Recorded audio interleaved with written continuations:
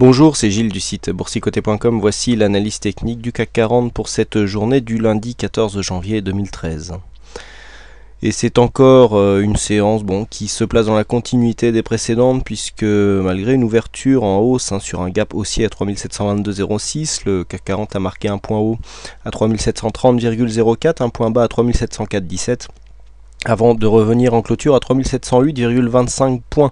Le CAC 40 gagne 0,06% sur cette séance, un peu plus de 2 points gagnés par rapport au cours de clôture de vendredi. Donc bon, c'est vraiment anecdotique, un résultat qui est positif mais pour 2 points. Donc on considérera ici encore une fois que la clôture ici se fait sur une zone égale et il n'y a pas de changement par rapport aux précédentes séances. Alors on avait une petite alerte baissière vendredi, je vous avais dit qu'il fallait que ce soit confirmé, mais là on ne confirme rien du tout, parce qu'au pire sur cette phase ici on aurait pu avoir un pattern de retournement haussier, si on peut parler de retournement, puisqu'il aurait fallu avoir une tendance baissière pour cela.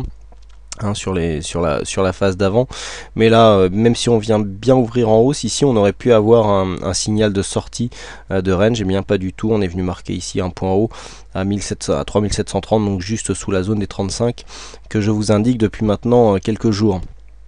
Donc cette séance qui vient encore une fois annuler toute possibilité de signal qui était venu précédemment.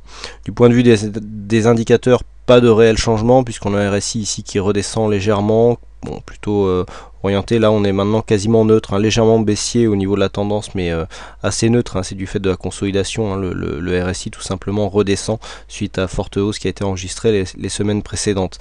Au niveau du stochastique, on est toujours à la limite de la zone de surachat. Alors là on tente une petite sortie, mais vous voyez que l'amplitude entre l'indicateur et sa ligne de signal est vraiment très faible.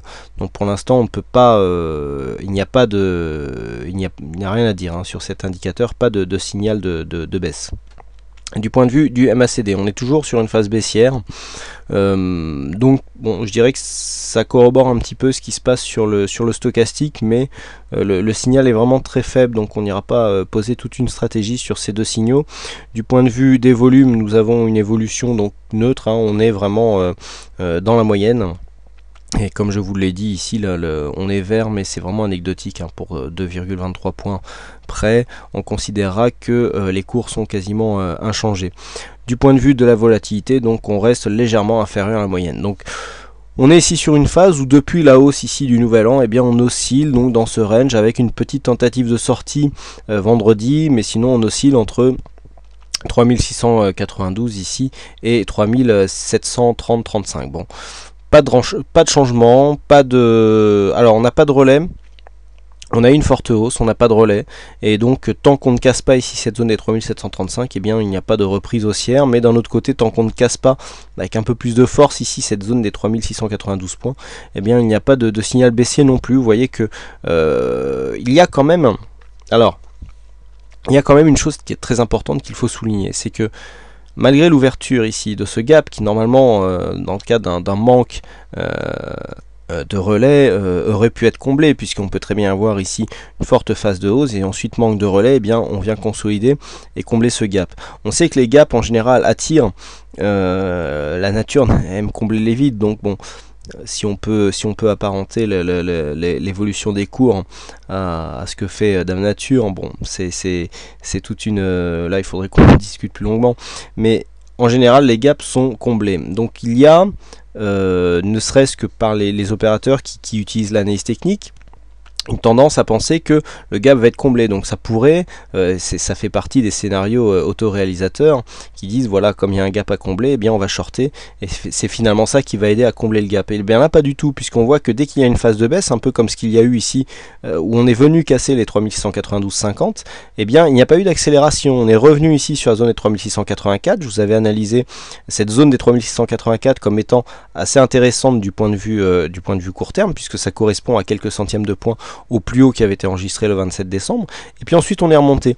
Donc malgré ce pouvoir d'attraction entre guillemets qui est exercé par ce gap, on n'arrive pas à descendre. Donc ça prouve bien qu'il y a une pression haussière qui subsiste quand même, puisque si cette pression haussière n'existerait pas, ce gap aurait été comblé depuis longtemps. Donc on voit que on a assez de pression haussière pour ne pas combler ce gap, mais pas assez pour venir casser et donc continuer sur la tendance. Donc c'est le statu quo, on évolue dans ce range en attendant un point de sortie et donc un signal. Donc voilà ce que l'on peut dire sur cette analyse technique, pas énormément d'éléments nouveaux à vous apporter malheureusement.